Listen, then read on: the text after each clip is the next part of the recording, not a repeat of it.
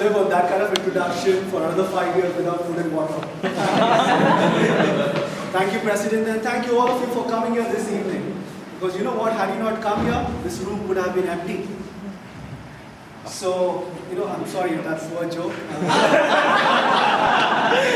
But I'm going to raise the standards of the meeting gradually.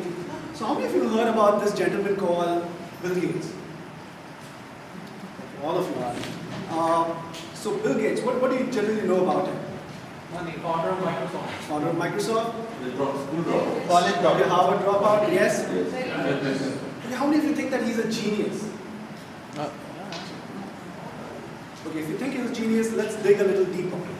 So at the age of 15, Bill Gates used to steal passwords and crash into systems so that he can spend more time in computers. At the age of 16, he used to work 8 hours a day, 7 days a week on computers, on programming. And his parents sent him to a school named Lakeside, which was one of the very few schools in the late 1960s which had computers. And no, they did not have their own computers, they used to rent it from a company called CQ. A little later, they could not rent that computer.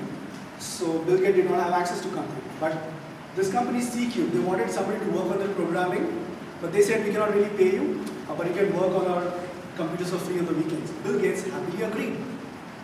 Now this company CQ went bankrupt. So Bill Gates again did not have access to computers.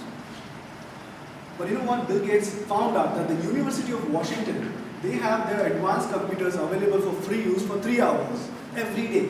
And that was like a great news for him. But you know, those 3 hours were 2 a.m. to 5 a.m. So Bill Gates used to wake up at 1 o'clock in the night and go to University of Washington 2 o'clock in the morning every day for several months. And University of Washington wanted somebody to work on programming for their payroll, and guess who did the approach? Bill Gates. And Bill Gates happily agreed.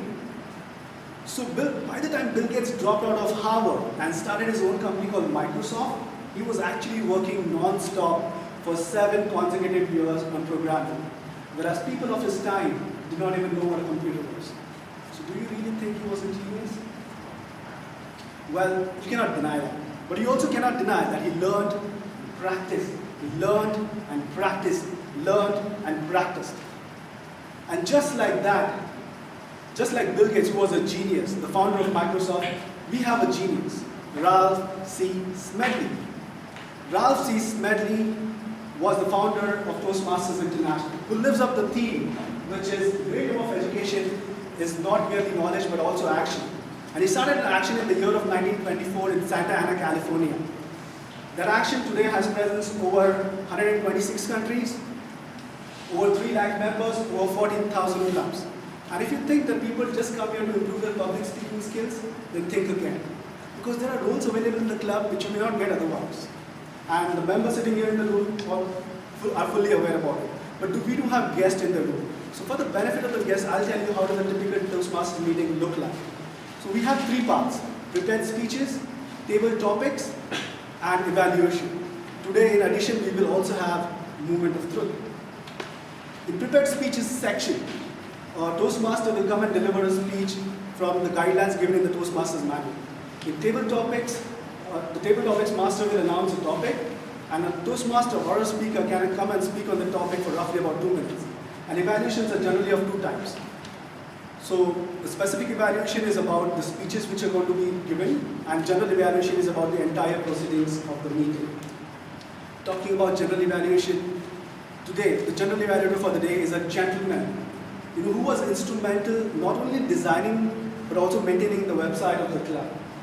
He has been staying in various cities. So he has been to City of Nizams, Hyderabad, City of Gardens, which is Bangalore, City of High Rises and Malls but no water, Gurgaon. And he also, he's so genuine and honest that you can share your ATM PIN number with him and do not worry about it. And his name literally in English means light. So Toastmasters and guests, let there be Prakash. Prakash,